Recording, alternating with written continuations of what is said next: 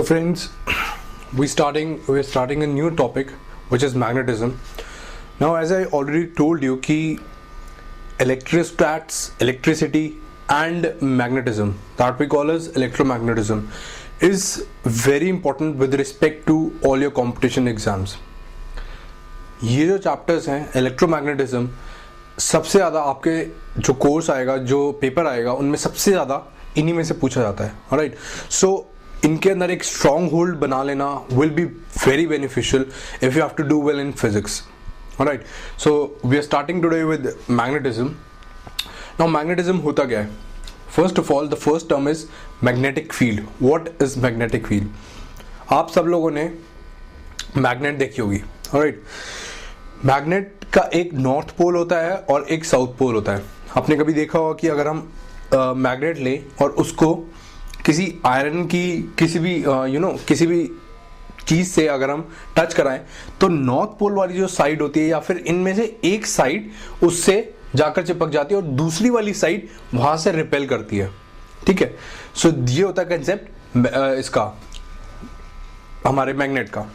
तो मैग्नेट के अंदर क्या होता है कि ऐसा क्यों होता है? ऐसा इसलिए होता है क्योंकि हम एज्यूम करते हैं, हमें मान लेते हैं कि नॉर्थ जो पोल होता है, यहां से कुछ फोर्स निकल रही है, यानी मैग्नेटिक लाइंस ऑफ फोर्स निकलती है, मैग्नेटिक फील्ड लाइंस निकलती हैं. ठीक है, वो जाकर टर्मिनेट होती है साउथ पोल में.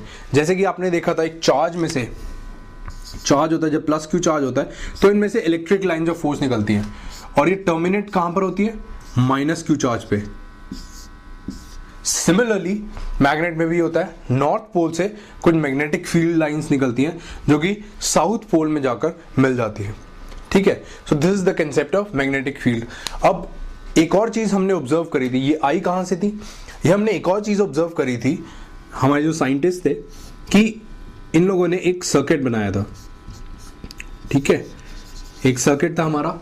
सर्किट के अंदर इन्होंने एक स्विच लगाया. ठीक है, एस.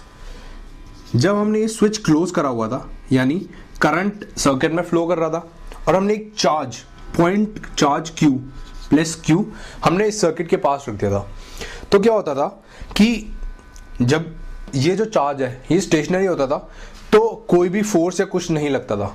ठीक है, बट जब इस चार्ज को हम मूव करवाते थे तब क्या होता था, इसके ऊपर एक फोर्स लगनी स्टार्ट हो जाती थी. तो इस चीज को हमने टर्म करा कि ये एक मैग्नेटिक फील्ड जनरेट कर रहा है, यानी जब भी चार्ज मूव करेगा it will be generating some magnetic field. तो यहां से मैग्नेटिक फील्ड का कंसेप्ट आया.